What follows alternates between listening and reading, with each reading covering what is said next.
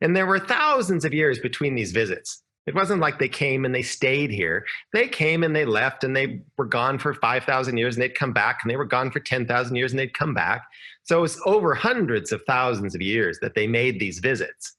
And so it makes perfect sense that when they saw the gold there, which is a beautiful story when we talk about Dumuzi's grave, about seeing the gold and this whole way that the earth worked, and they were so fascinated that they just mined the hell out of this. That's what they did. This is where the gold was. So they scooped it up, of course. They categorically state that they don't think that the Barberton crater is a result of an impact or meteor strike. And they have no conclusive evidence that it's as a result of a volcano. So it's neither or. This is really important. But what they do know, what they claim categorically, that it's a result of erosion. Millions of years of erosion that created the crater. There's a hollow crater in between the mountain. So can you see the smoking gun here? Yeah. Right? Ancient gold mining, gold mines all around it, the gold rush in the 1880s, the Anunnaki ancient gold mines, and now they're telling us that it's neither an impact site nor a crater, but it's somehow eroded to create this hollow place, which is full of yellow golden sand that is associated with gold mining. I rest my case, right?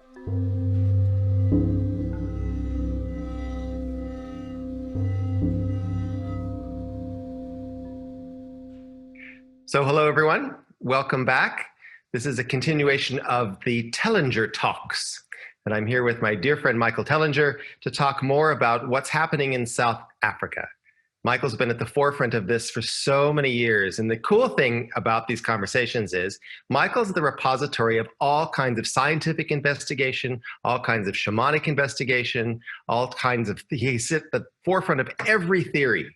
So it's great that we can kick some of these things around and have a bit of a discussion to explain to people this incredible site that you are now custodian of. Welcome.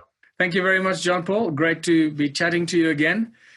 So let's continue where we left off in our last chat, and that was we were at Adam's calendar, talking about all the incredible anomalies and discoveries, the warm, fuzzy feelings, the feeling of the energy, and so forth. And what I would like to just maybe paint a picture for people that don't know about Adam's calendar, where it is, where it's located, just position it in a mental picture for people, so they get a sense of how it looks and where it is. They can go onto my website, obviously, and see videos of it and beautiful photographs.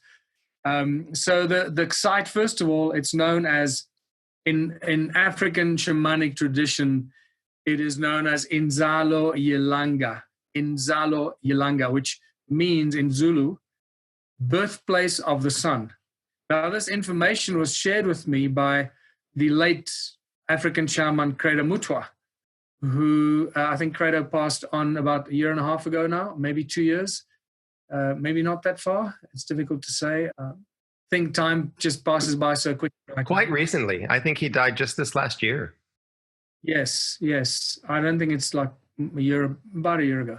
Anyway, I had the great pleasure of meeting Credo on 3 occasions, and he shared a lot of knowledge and information with me. Much of it was recorded. It exists in videos. It's on my channel as well, my discussion with Credo, and so many other people. He has met with thousands of people over the years and shared a lot of knowledge and wisdom, which is pretty far out there.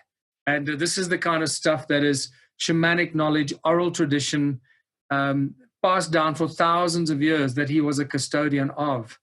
And it's a great shame because a lot of that knowledge, although it's been passed on, is now gone. I know what would happen if I had to disappear today. All the knowledge and information I have about the sites, the sun circles, the ruins, I can't share my knowledge and everything I know with people. Even if I make 100 videos, 1,000 videos, and write 100 books, it's going to be very difficult to share everything. So there's always a loss of knowledge and information when somebody like that passes on.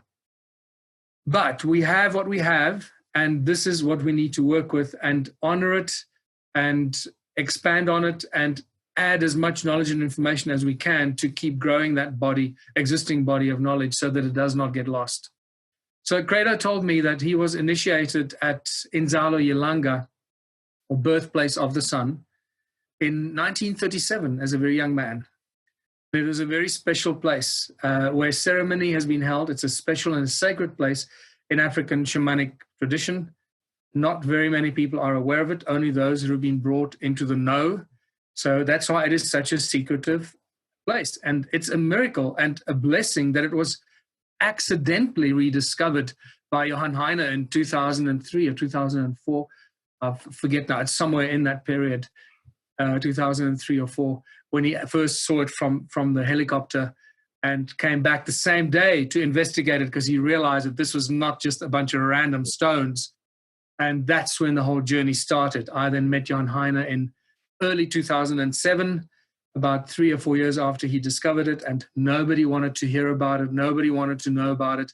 By then, he had already done huge amount of research.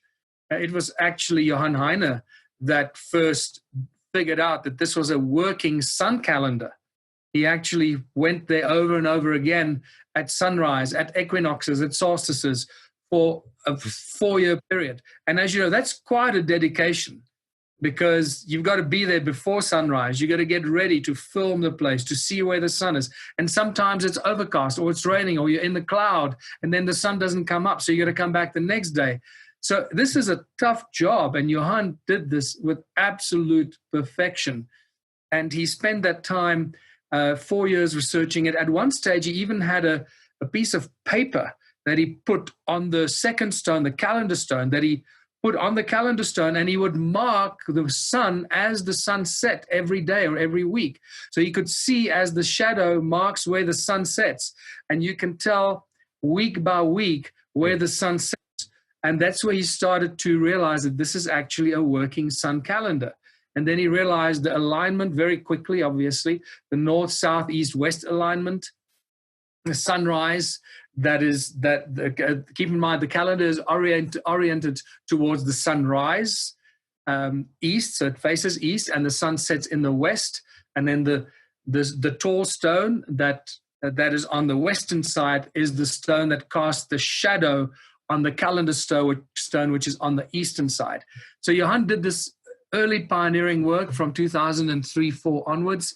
And then when we met, after I met him, then everything really escalated and really exploded when we started to make many more discoveries and more alignments, astronomical alignments with Orion and many other star systems, and a weird procession of stars that I'll talk about more. That is just bizarre.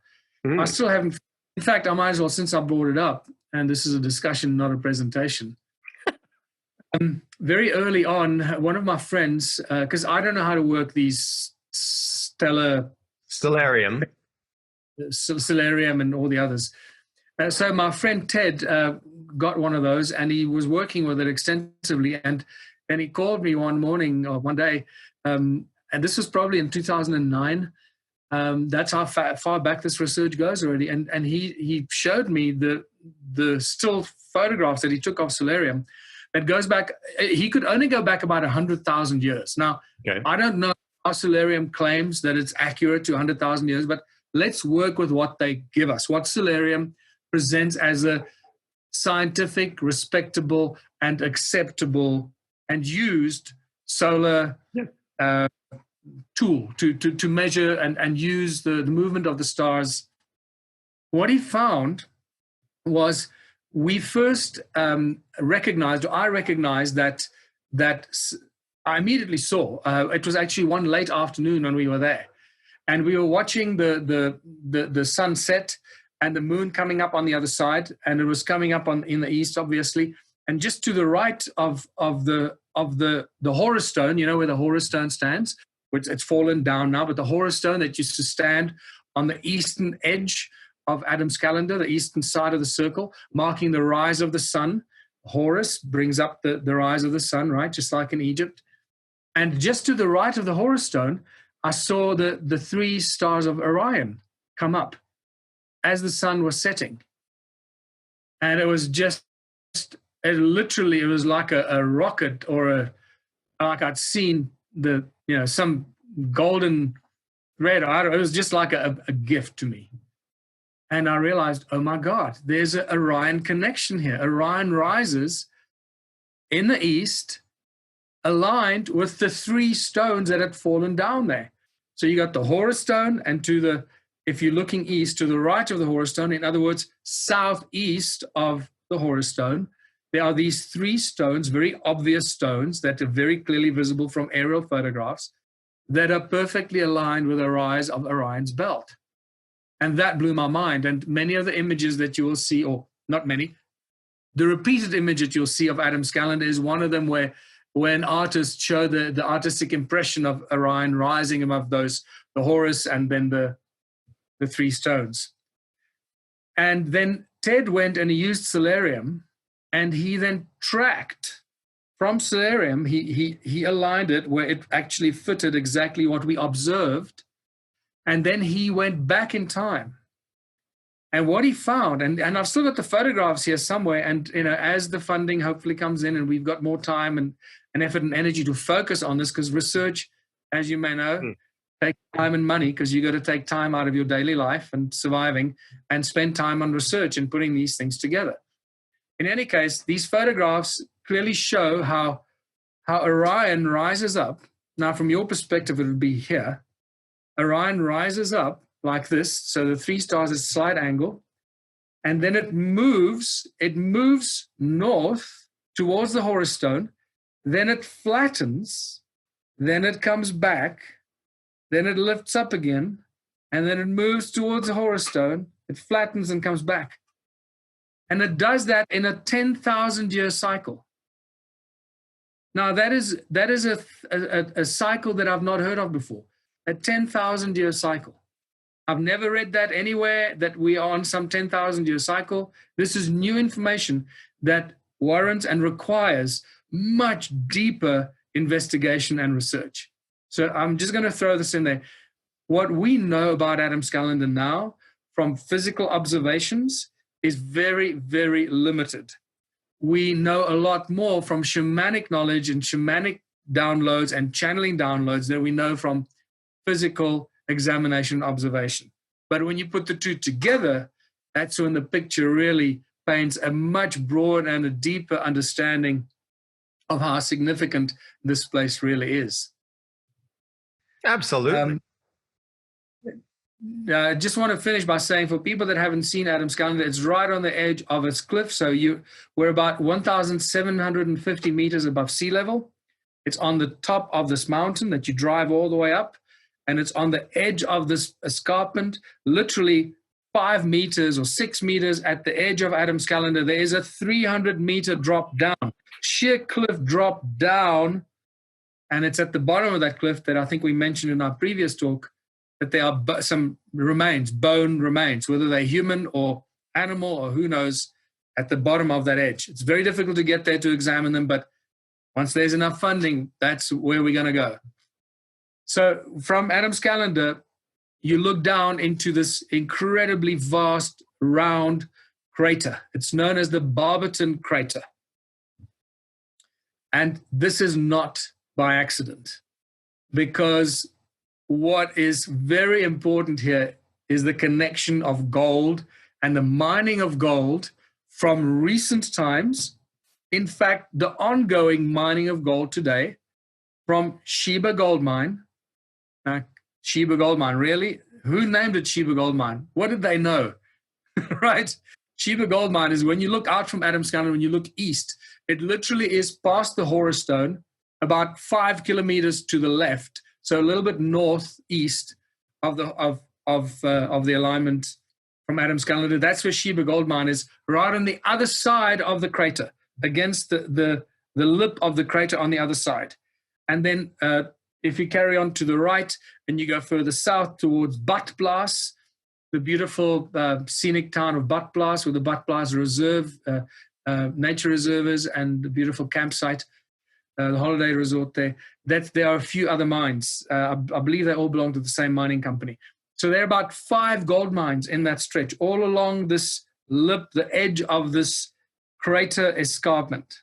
So Adam's calendar is right on the edge, looking down into this vast crater which at the bottom is filled with sand. Now, you know, right? We went and we explored that sand, John Paul. Yeah. I mean, why don't you, so before I let you share your story about that, what struck me then is that here we have an ancient site built by the Anunnaki. We know that Adam's calendar or Nzalo Yelanga was built by Enki, and I'll talk more about that. There's a lot of evidence, even in the Sumerian texts, they refer to this place that was built by Enki, and it perfectly matches Adam's calendar and its location. And it was built in deep Abzu where they were mining gold, right? So here it is. Here's a place built by Enki, the Sumerian deity Enki, the supreme commander of these beings called the Anunna gods of the Anunnaki. It's right on the edge of this crater, at the where we have modern gold mining, going back to Anunnaki gold mining 300,000 years and further back.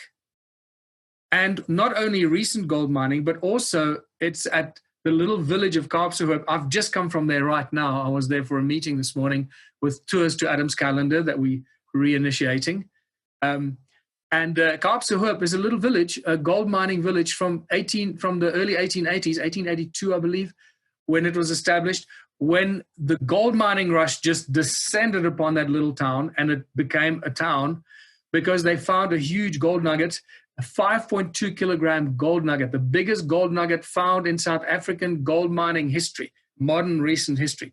And that sparked the whole gold rush at the little village of Kaapstad. So now we got ancient gold mining, Anunnaki gold mining, Adam's calendar as some sort of machine that was associated with ancient gold mining.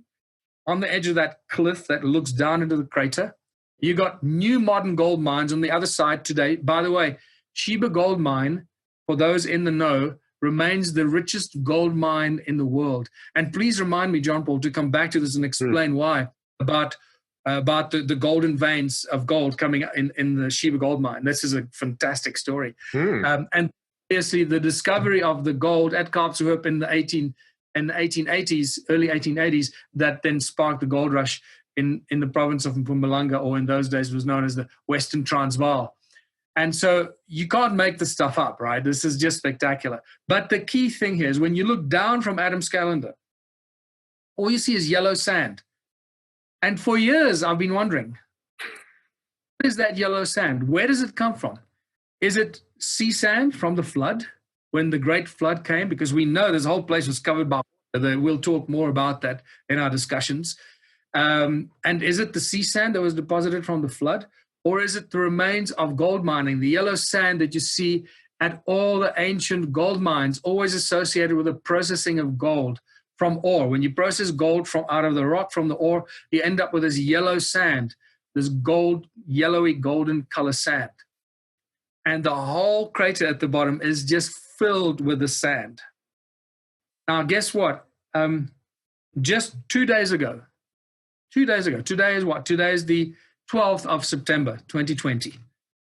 2 days ago, I got an email from one of the guys that's associated with the Mpumalanga Parks and Tourism Board, because we're about to take over the management and control of the ancient sites and protection of the sites and developing tourism and business opportunities within the tourism industry. This has taken 12 years to get to this point. Anyway, one of the guys at the Parks and Tourism sent us an email because we've recently made some startling discoveries, ancient geological discoveries in the Barberton crater, which I won't talk about now. We're going to put out a press release and do a special video about that. This is absolutely mind-blowing new discovery. I think when we release this, it's going to set the geological, the ancient archaeological, the sort of earth sciences, anything to do with studying ancient forms of life and ancient geology. People are going to go crazy. This is a huge breakthrough discovery. Anyway, so in our report about this discovery, we talk about a meteor. The Barberton crater is most likely a result of a meteor strike. And this guy sent us an article that was published recently by all the experts in South Africa and actually Australia and people from all over the world. You may not know this, John Paul, but Barberton crater and the ancient geology there, what they call the Genesis Trail, is very closely connected to many ancient geological sites, geological sites in Australia. This is a really bizarre connection here. So there's a lot of cross-pollination of research between Australia and the Barberton crater, the Geo Trail, the Genesis Trail, sorry. And he sent us this article where they categorically state that they don't think that the Barberton crater is a result of an impact or meteor strike. And they have no conclusive evidence that it's as a result of a volcano. So it's neither or. This is really important. But what they do know, what they claim categorically, that it's a result of erosion.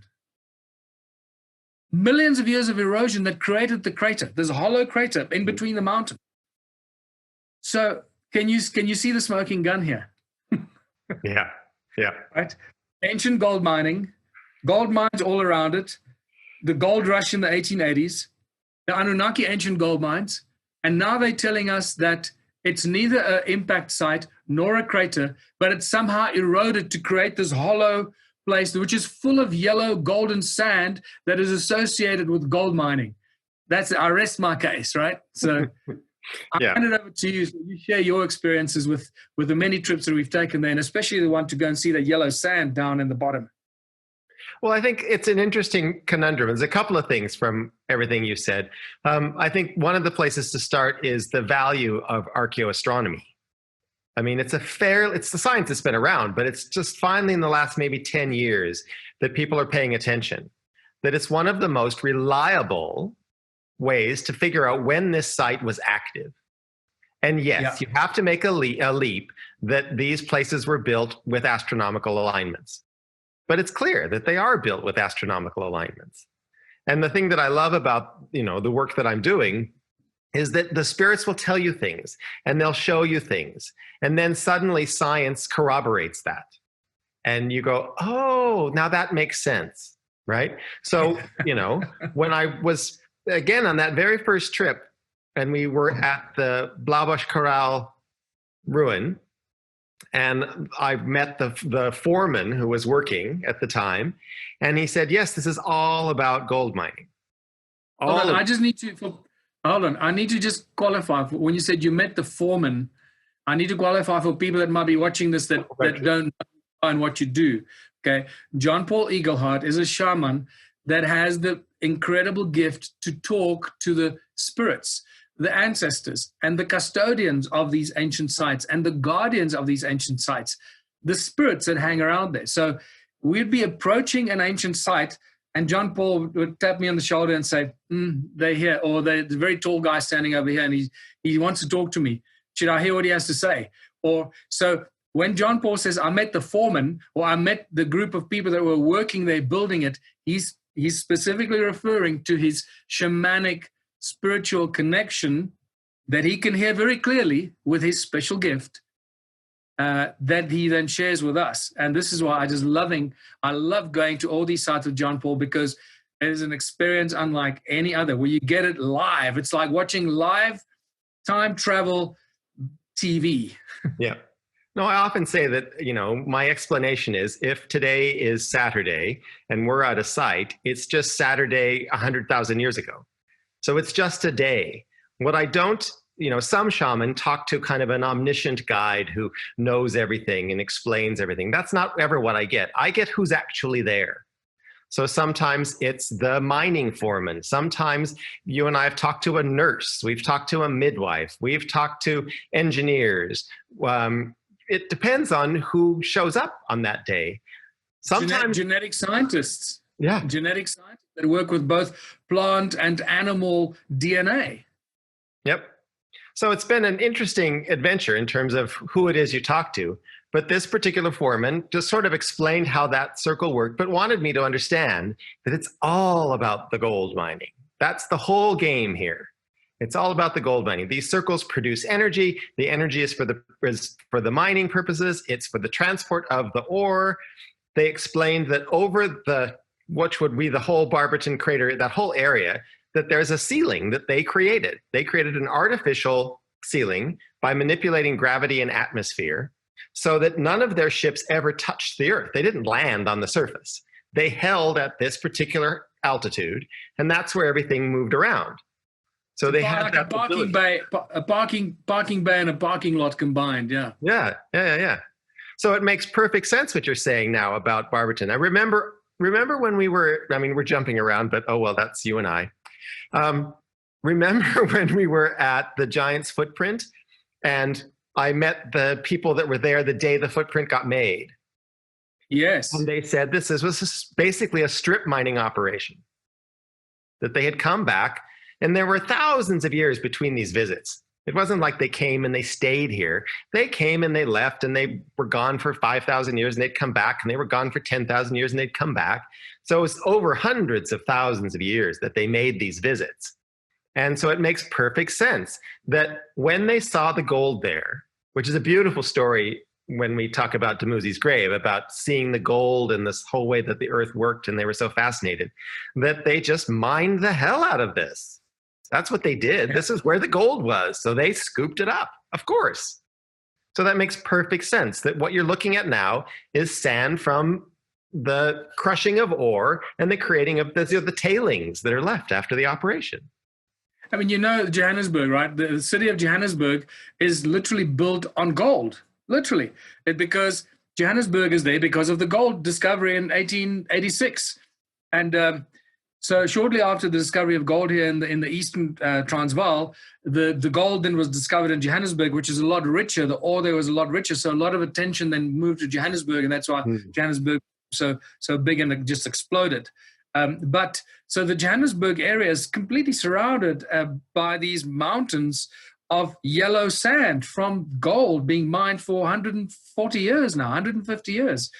And literally the highways are built on top of this yellow sand that they used when they were building all the highways around Johannesburg. So the city is literally built on gold. So when I say Johannesburg is built on gold, I'm not exaggerating. It is actually factually and scientifically true. What is happening today, I guess, unless you live in South Africa or live in Joburg, you won't know this, but all these big, giant mountains, sometimes they look like mountains because they're covered in grass and trees. You don't even know that's an ancient gold, what we call mine dumps. They're called mine dumps, right? And that's where they dump all the yellow sand and the leftovers from the gold mining. And they're called mine dumps. Now, I remember when I was a little kid living on the gold mines out 60 kilometers on the west of Johannesburg. That's where all the gold mines run, both east and west from Johannesburg. And we would drive from our little western area village with all these yellow piles of mountains of yellow sand everywhere. And then you get to Joburg, and there were the big mines of sort of mountains of yellow sand everywhere. And it was a big problem in the 60s and early 70s, because when the wind came up, there was just dust and sand. The whole city was covered. And then they realized that they can plant certain grass and trees on top of it. So from the late 60s through the early 70s, they started covering these mine dumps with grass and trees. So most of the mine dumps around Johannesburg now are no longer yellow sand. They're just hills covered by grass and trees. And then remember, the trees keep multiplying. So some of these hills are completely covered in trees, and it looks like a little hill of trees, which is actually a gold mine dump. Now, it's important to contemplate. If we can create a hill of grass and trees from recent gold mining, can you imagine what the Anunnaki have done and how some of our geological features and hills and mountains are often, not most likely, but can often be mistook or mistaken for mountains when they're actually the consequence and the sand and the leftovers of ancient gold mining operations that today look like hills. And there are many, many examples of these, not just in South Africa, but around the world. In the USA, I've seen many examples of this as well. And that's a whole nother direction we can talk about when we talk about ancient gold mining in the USA. How did we get here? Oh, the yellow sand. So basically now what's happening at these mine dumps around Johannesburg are disappearing at a rapid rate because the modern gold mining companies are now reprocessing all the sand from right through from 120 years ago when they had the processing technology was far inferior to what they have today. They're getting up to 2 grams of gold per ton of sand. That's a gold mine. You know, if you can find 2 grams of gold, you will make a gold mine there. And this is what they're getting out of the sand in these mine dump hills, all scattered all around Johannesburg. I just hope they don't start picking up our highways. Well, and I remember the Anunnaki saying to me that as they explained that this happened over a long period of time, that yes, the first operations were picking up the nuggets and all the gold that was just laying on the surface. The next was the digging the tunnels and actually doing the mining, which is when they needed the creatures, the workers to help the slaves, yeah. And then the last wave, from what I think I understand, the last wave was kind of these kind of major strip mining operations where they just went in and they just had massive equipment that could just do what strip mining does. And it just, you know, cleans up. So that's kind of the last level of what you do. Yeah. And then when we talk to gold mining engineers, so I've talked to people in Australia and in Colorado, and they confirm that, well, yeah, that's what happens. You know, it's the placer mining. You find the gold in the rivers, and then you dig a shaft, and then you tunnel around. And then the last thing is you go down that river with a dredge, and you just gather up what else there was, and then you're kind of done. So it makes perfect sense in terms of how gold mining is done now would be how, you know, you get the easy stuff. Then you get the stuff that's abundant, and then you go clean up and get with the rest you can. Yeah. You know what this does as well? It also explains many of the famous canyons in the world, whether it's Grand Canyon and you get these all over the world. In South Africa, we have many of these canyons. In Namibia, there's the famous canyon there. These are just incredible, where you got the river running, and then suddenly there's this sheer drop, and then this canyon goes out. And I'm beginning to suspect that these are actually ancient gold mines, that they were mining there. And again, the reason I say this is because of all the accumulated knowledge and information that I've gathered over the last 20 years studying gold mining, growing up on the gold mines as well, understanding how modern gold mining works, and then discovering the ancient Anunnaki mining methods, now facing it on the ground here, and the Barberton crater, which now unquestionably is an ancient Anunnaki gold mine. I want to come back to that, by the way. I'm now convinced more than ever before. In fact, I can't say 100%, but I'd say I'm 90% convinced that a lot of these famous canyons where you got this river and then suddenly there's a waterfall and a sheer drop of 100 or so meters, and then suddenly the canyon goes out, and then the little stream runs in the middle of this canyon, and you go, well, how did this happen geologically? And the explanation is that used to be the river created this canyon over millions of years. I said, well, there's no evidence of that. The canyon is there. We jump to conclusions that the river must have created that canyon, but why is there the sheer drop? Where does that sheer drop come from? Why has it not flattened over the years? So there's too many geological questions that remain unanswered. And I'm beginning to suspect, and I'll tell you why, because of the drone footage that I've started taking myself in January 2020, really. This is when I got my own drone and I learned how to fly it for the first time with my own phone rather than yours or anybody else's. And I could then go and take my own time to look at what I really wanted to look. And what I discovered, and again, you see, these are little pieces of the puzzle that you see one thing and it doesn't make any sense, and you can't make sense of it until you find another thing, and then suddenly you go, oh my God, these two bits of information are connected. So I found that many of the channels, the stone circle channels, the channels that connect the stone circle, and the terraces are older than the rivers and the streams that run between them. Okay. And I concluded this in January this year, 2020. So that's taken me it's taken me 13 years to figure this out, 12 years to figure this out. Because from the aerial photographs now and the videos, and that you can actually study it, you can see that the rivers and the streams that run in the valleys that we've walked, you can see that the stone walls and the terraces and the circles used to run into the bottom of the valley and went out to the other side. The ravine formed afterwards because it washed away the walls, the terraces, and the walls of the stone circles and the channels. And sometimes the ravines form in the middle of the channels, because sometimes the channel comes down the mountain and down the side of a hill, and then the water would gather, and the edges, the walls of the channels would then form a little ravine or a stream. And over years, the walls would erode. You would see the walls on the side, but it's actually turned into a river or a stream. And then you actually see the walls of the channel coming down the side, and then they disappear. So there is now absolute, unquestionable proof and evidence that the stone circles are older than the rivers and the streams that run down the mountains. This is a huge breakthrough discovery. So when I realized that, and the stone circles are all about gold mining, and then you look at these canyons, like our waterfall here, the waterfall Boven waterfall is a 75-meter waterfall that comes down the mountain and then suddenly drops 75 meters into this beautiful canyon, and this valley opens up. Well, what's going on here? We are in ancient Anunnaki gold mining territory. And I suspect, and you know that right at the bottom of that waterfall, further down to the right next to Paul Kruger's little old house, where he had all the tunnels and gold stashed, and the whole Paul Kruger golden train that we must talk about as well. In 1900, a train that was filled with gold going to Mozambique from Pretoria. So right there, just behind the Paul Kruger little house, is this entire mountain section that's cut away, and there's yellow sand coming out of the mountain, not rock face, yellow sand. So you start putting all this together, ancient gold mining, modern gold mining, mine dumps that turn into hills covered by grass and trees, look like little hills and mountains.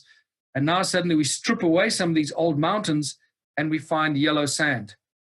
And you have to start asking the question, are we actually looking at the remains of ancient Anunnaki gold mines?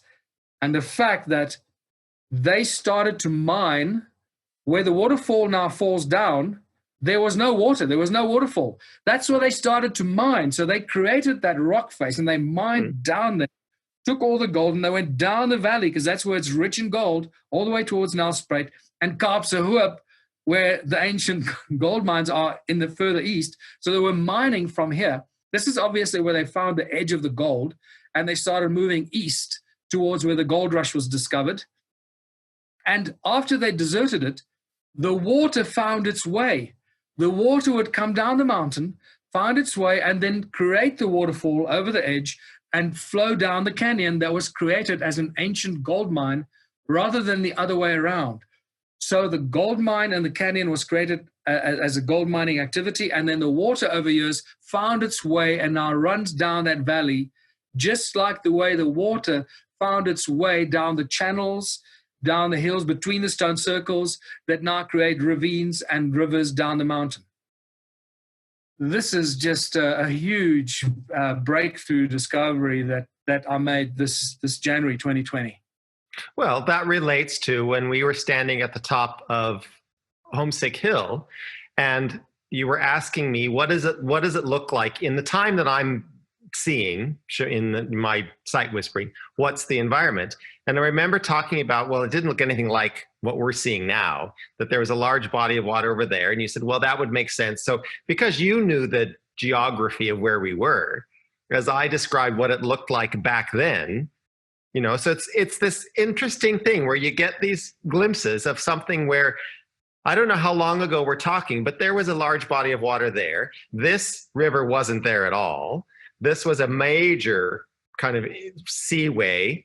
And, you know, you can start to piece together the things that I'm being shown or be seeing with the knowledge that we're having now. And you're right. We get to now piece together what makes more sense.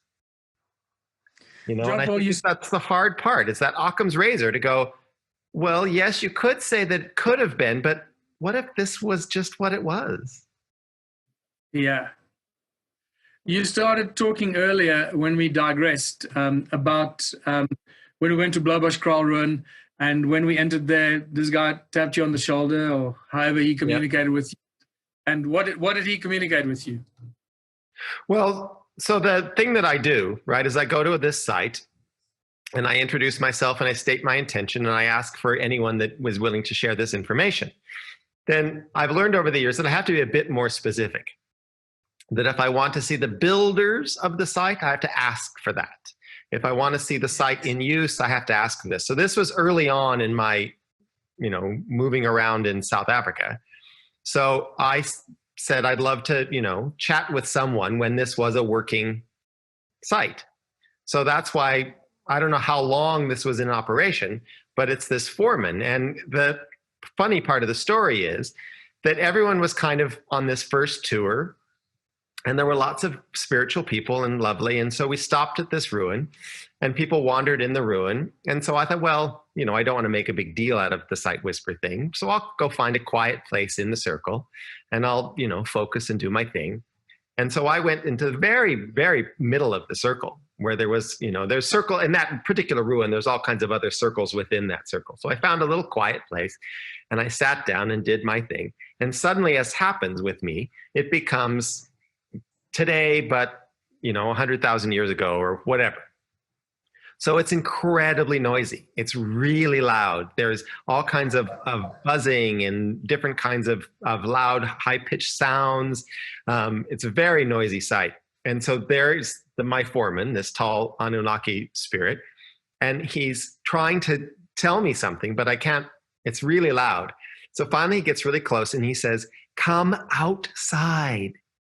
You're never supposed to be inside. It's too strong. The energy's too strong. Don't be in here. Come outside. Come." So I pick up and I kind of look around, and everyone's having lovely meditations, and I'm leaving. So everyone's inside having a gorgeous experience, and I'm being taken out. So we go up and sit on the hill outside where it's quiet in what I'm seeing, and he explains this whole circle and how the energy is generated, and how he explained how the circles are these somatic patterns, that he explained how they take this particular place on the earth, which is where they want the circle for mining purposes. This is the location they want. So they figure out what the frequency is of the earth in a particular circumference, and they magnify that particular frequency. So they build the circle, and the exterior wall is a magnification of the frequency of the earth for that diameter at that location. And they just magnify the hell out of that frequency. And then they take that frequency, because it's a composite. So as we learn more and more about sound and the Schumann resonance, any place that you would inscribe around the earth will have a mix of frequencies. It won't be one pure thing. So they take whatever that frequency is in that circle, and they say, right, so over here, we can focus that frequency. Then we're going to focus another frequency. So the pattern is the layout of the different frequencies in that area. And he explained that's how they create the energy that holds this ceiling. So it's like a cymatic pattern, right? So it's a representation of the frequencies that come out of the earth at that place. Completely. It's a completely cymatic map of the earth frequency at that diameter in a circle. And we know that the circle is how you magnify anything. That, you don't magnify it in a square, you magnify it in a circle. So they explained all of that, and then showed me the mining operation, which was a shaft.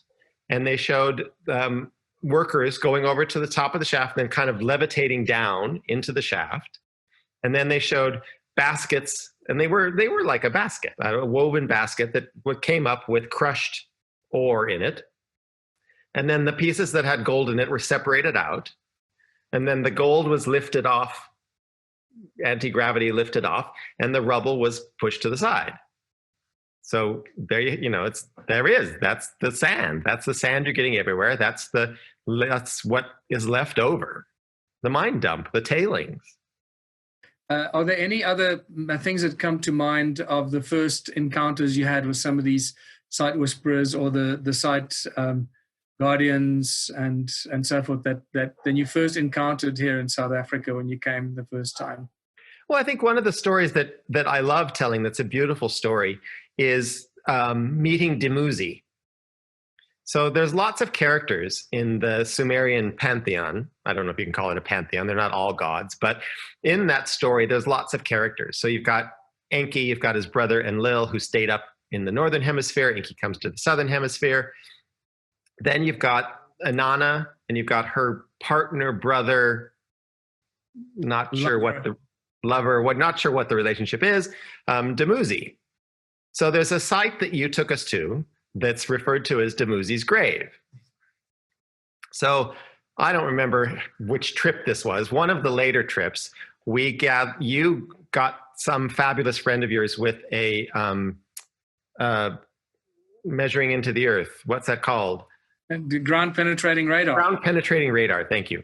And so we did that, and we also did infrared photography there, and both conclude that something is buried there. So when I say there's a grave and someone is buried there, it's not because I imagine it. Well, first of all, we had channels tell us this, and then we verified it with infrared and with the ground penetrating radar. Something is buried under that tree.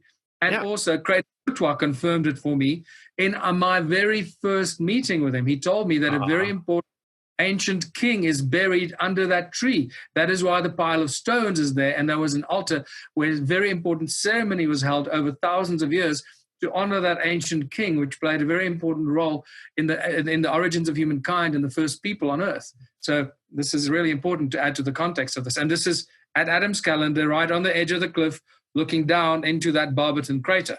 Yeah. So, but Carrie, your story is so beautiful.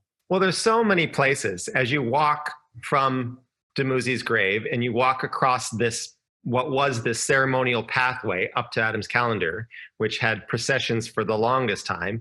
And then I've learned later had all kinds of initiation stops along the way and different things that different initiates learned about reading the stars and how the dolerite works and to help that. But the cool thing about this is that we get to this place, this tree, and it's Dumuzi's grave. And I kind of know the Inanna story, but I'm not really up to speed on who Dumuzi really is. But the thing that has been really fun about this journey is because you are the holder of so much information and so many visitors. So when they say Dumuzi's grave, and yes, it's been Kredar Mutra says it. So then I think, all right, I need to go see if I can contact. So it helps me to know what I'm after, who I'm asking to meet. So you guys are doing ground penetrating radar, and that's a bunch of straight males looking around a piece of technology. So I just leave you guys. Was that the day that we actually met? We met my friend. Oh my God, I've got on his name now. Well, that came with his big fancy Porsche and the brand new GPR machine that he got. We were at the Giant Footprint with him as well. Yeah, but he didn't come to Dumuzi's grave. He left. Peter, yes. Peter. Yeah, he left the equipment with you guys. And that's right. And we're still learning how to use it. Yeah. Yes.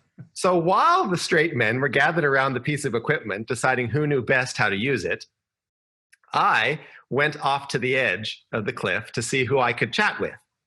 So I'm sitting there on the edge, and you're right, it is. You're on the edge of this cliff, and you look down, and it's just 300 meters of nothing. But there's this beautiful grotto. So I'm looking down into this incredibly fertile grotto. It's just green and lush and fabulous. So surprise, surprise, who is it? None other than Inanna comes by, and she introduces herself. And she says, and she refers to him as her brother. This was my brother's favorite place.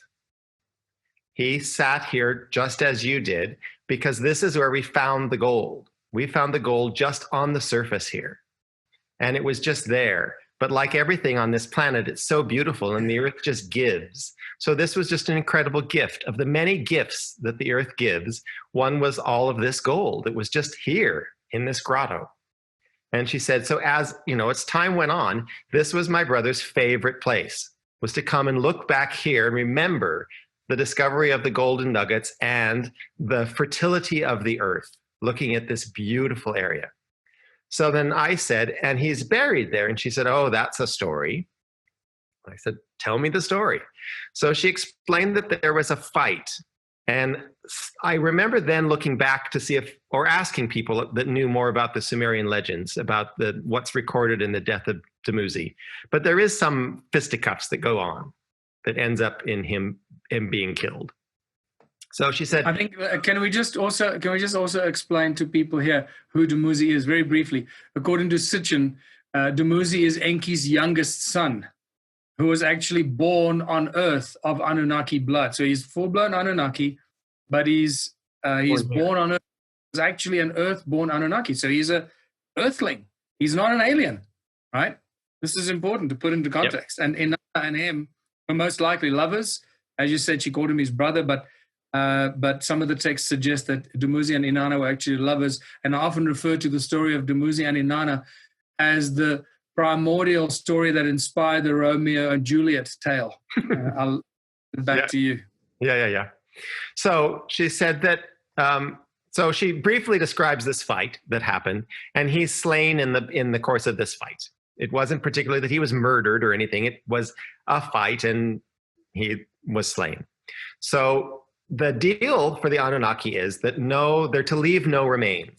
They're to leave no evidence. They're to clean up. They're not to leave any technology behind. They've gotten permission to come here, get the gold, and leave. But they're not to meddle. They're not to leave stuff. So no Anunnakis are buried here. We won't find. She said accidentally. Well, that's another story. Anyway, so Dumuzi begged and begged because he loved this favorite spot, and he said, "I want to be buried here. I want to remain here on the earth because there's no place like this planet. It's so incredibly beautiful." So she gets a bunch of guys to help, and they steal his body. So under all kinds of subterfuge, they get his body and they bring it back there. And then she explains that they have the technology with cone-shaped tools, which we can talk about as well, that they're using the cone-shaped tools, which help them just move Earth. So they're just getting all this Earth and lifting it up, and it just suspends. They get down to a level that is what they want. Then his body's put in, and she said, we buried him with his bracelet and his staff. So someday, if we can really look in there, it'd be good to see if that's there. And they put him so his feet face the escarpment and his head faces, so the tree is about where his heart would be of the body, vaguely. And that's where his body is, with his feet facing, so that when he stands up, he'll be looking at his favorite place on earth. So it's this incredibly beautiful story. So you guys are ground penetrating radar to see if you can find space in the ground, which then end of the story is you find this rectangular vault that's in the ground in the same orientation that Inanna has told me the body's laying. So you go, how cool is this? I mean, it's such a cool thing. But my most favorite part of the story is we're on a plane from Botswana back to Cape Town, I think. I can't remember. We're on a plane from Botswana back to South Africa. And I'm finally just chilling out and relaxing because Botswana, that's a whole nother story that we should share with everybody. And I hear this voice start talking to me. I'm like, we're in an airplane. What's going on? We're in an airplane. But South Africa's like that for me, that things can happen when I'm not on the earth, when I'm not standing there. And so I said, we're in an airplane. And he says, yes, it's so much easier to communicate up here. This is great. So he says, he starts talking about, he said, do you realize how beautiful this planet is? So we're talking. I'm like, love of the planet. And I said, is this Dumuzi? And he said, well, Dumuzi is not really, you just call me Muzi. So I guess Muzi is some kind of way of like Mr. Smith. You might just say Smith. Anyway, so the duh isn't really part of his name. So he says, just call me Muzi. And he goes through this whole impassioned speech to me about how beautiful this planet is and how rare this planet is and how extraordinary this planet is and why he just wants everyone to know how beautiful this place is and how fragile and gorgeous and lovely and giving and strong. And I mean, he just mixes everything up into this kind of litany of praise for the earth.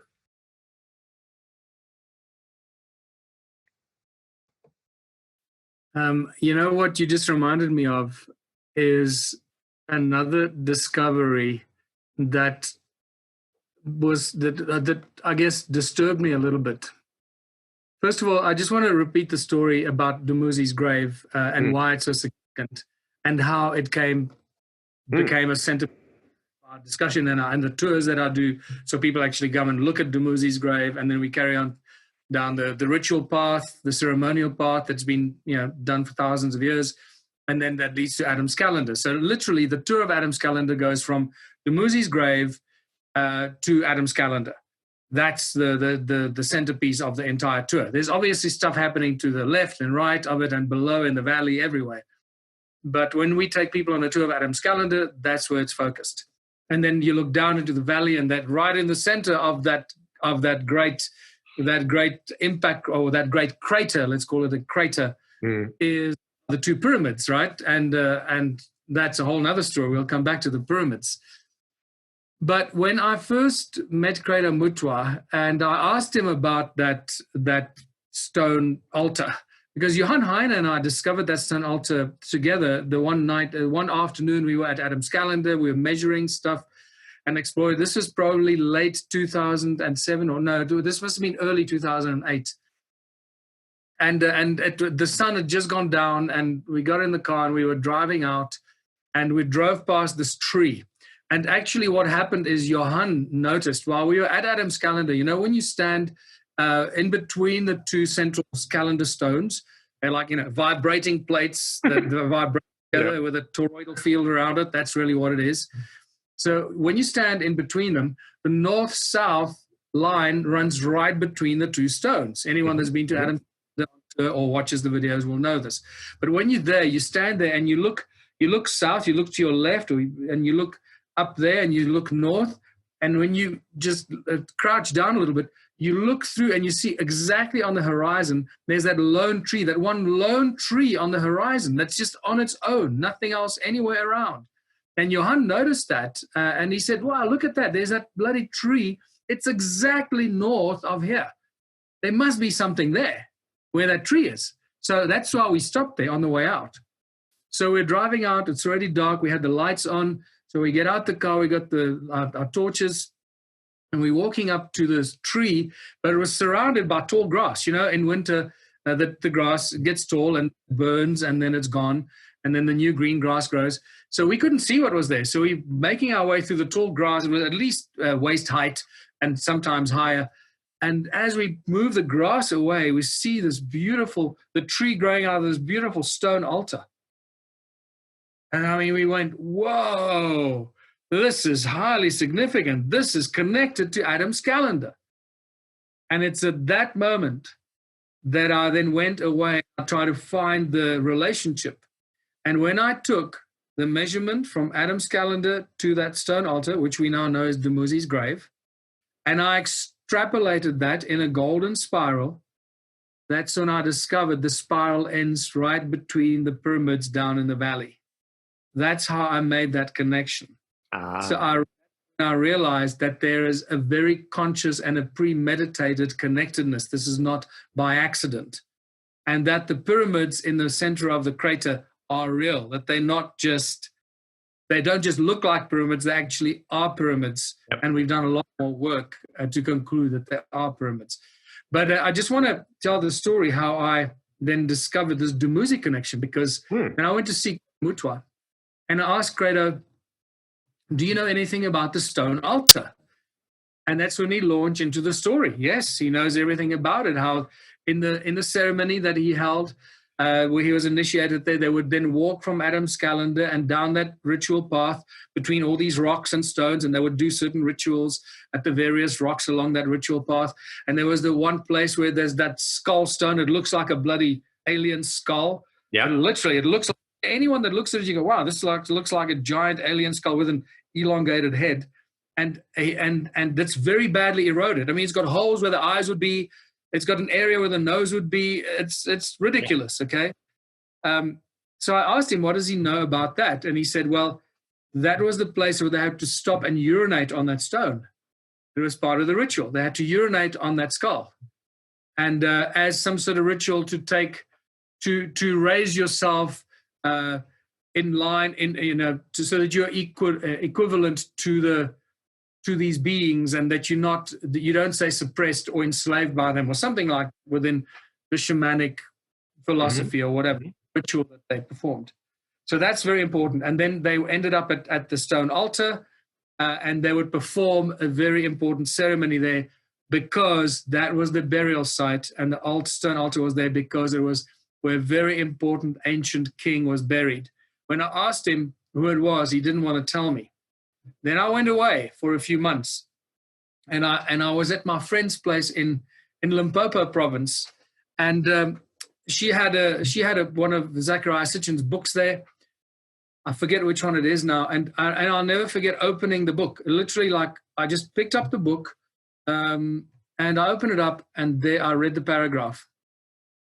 When Dumuzi died, Inanna was furious. I'm not going to state it verbatim because I can't remember it verbatim. But first of all, Inanna was very upset when Dumuzi died. And this was a story that really fermented with me and percolated with me for years and years. And I've just recently reached a very different conclusion about what really went down.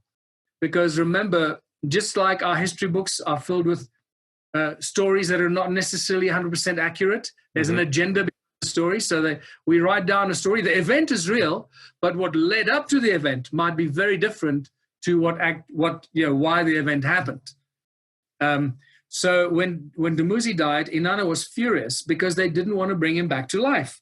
Because what we read in all the Sumerian texts is that when the Anunnaki died and there was enough time, or there were people near Anunnaki nearby, they would bring back the Anunnaki back from the dead with what they called with two rods, or it might be a misinterpretation. It could be cones, but with two rods that pulsed and vibrated. Mm-hmm. So pulse and vibration, they would bring back the dead Anunnaki back to life. But when Dumuzi died, which by the way was after the flood, so it's not that long ago. Right. It could be recent as 10,000 years ago, which is really not that long ago. And they didn't want to bring him back to life. And that's why Inanna was furious, because this was her lover, this was her brother, her partner. She loved him and they were together. The Romeo and Juliet story, that's why I call it the Romeo and Juliet story. And she was furious because they didn't want to bring him back to life. And they decided they were not going to bring him back to life.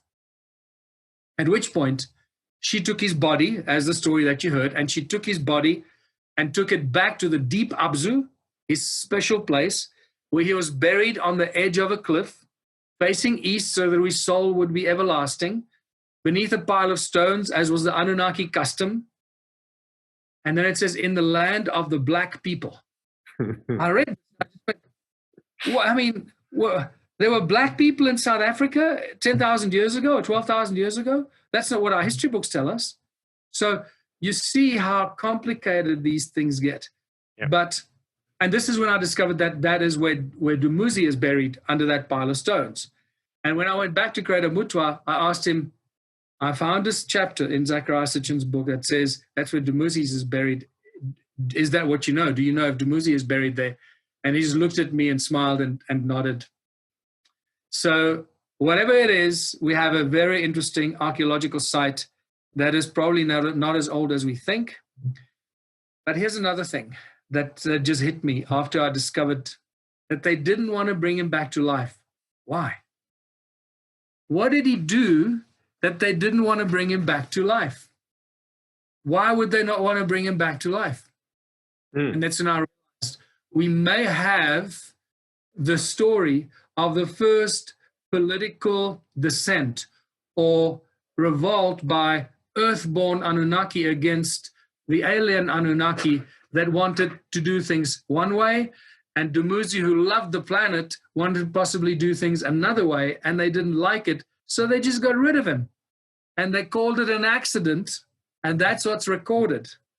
So in essence, I think they murdered or killed Dumuzi because he was standing in their way of doing whatever they wanted to do, and they didn't want to bring him back to life. Because that puzzled me. Why did they not want to bring him back to life when they brought all the other Anunnaki back to life that we read about on several occasions?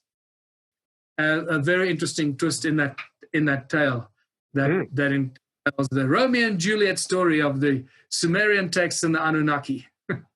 Well, that totally makes sense from what Inanna shared with me, that he was this incredible defender and lover of the earth. And then when he showed up on the flight from Botswana, again, saying, this planet, you have to understand this incredible planet. And I think that, fast forward however many years between that adventure and my vision quest, when again in the Anunnaki apology, they reiterate how incredible this planet is. and how they say Yeah. this is not like any other place. That the fact that the earth does this incredible giving all the time, that, yeah, I think you're right. I think that was the first beginning of the political descent of somebody saying, wait a minute, this planet is a living being that needs to be respected and, appreciated, versus this is a place we can just exploit and rip out the gold we want and then leave it. Yeah. And I think on that note, we can end this discussion, because it's a good positive note to end on. I think we've done about an hour, because it leaves us with the thoughts that the Anunnaki were not all bad. No. They were just like a bunch of rogue cowboys. They were exploring. They found this planet. It was full of gold. They needed the gold for their own survival. Whatever the reason was, whether it was a drug or they needed it for survival, that's something we need to talk about. I think you've got a lot of your own opinions and downloads and shamanic information from that. But I really love this, and just shows you how wide and broad this discussion is. I mean, we go from gold exploration, gold rush 1800s in South Africa, to ancient gold mines, to modern gold mines. Sheba gold mine. Remind me to talk about Sheba gold, the veins of gold that ooze, literally like slow oozing jelly. Today, this is going on today. This is why it makes Sheba gold mine the richest gold mine on earth, and this is why the Anunnaki were mining gold right there. Yeah. Yeah. So I don't know that the Barberton crater is a crater at all. It's a pit mine. Yeah. It's a giant pit mine. I mean, we've got mines the size of the Barberton crater in Western Australia that mine iron ore. They're the same size as the Barberton crater. It's a pit mine. Exactly. It's just a huge ancient mine. And when you got technology like the Anunnaki, you'd mine that whole area. So when you look down from Adam's calendar edge, that whole cliff that's surrounded, you're looking down at an ancient mine. This is why it's full of that yellow golden sand. It looks like beach sand. It's actually an ancient mine dump. And that's why it's hollow. So when I read this recently published geological review saying that it's neither a meteor strike or a volcano, that it's just a crater that formed over a long period through erosion, my question is, how does that happen? Yeah. What eroded what, and why did it create a hollow? Where did that stuff flow? It has to flow somewhere. Erosion can't happen in a bowl, right? So it has to go somewhere. It has to flow out somewhere. Yeah. And there's clearly an outlet valve anywhere to let that out. Yeah. I'll need to look closer at that report. But I think we've covered some important stuff today. John Paul, thank you so much. It was awesome. And I look forward to you sharing much more of your insights and your download and your shamanic wisdom with me and everyone that watches these videos. Well, yeah, and thank you. It's an incredible journey to be able to take time to look back at all these places that you and I, almost run through. I mean, we are on a timeline. Usually it's very rare that we get a chance to have these kinds of chats and let these things come together. So what a treat. Yeah.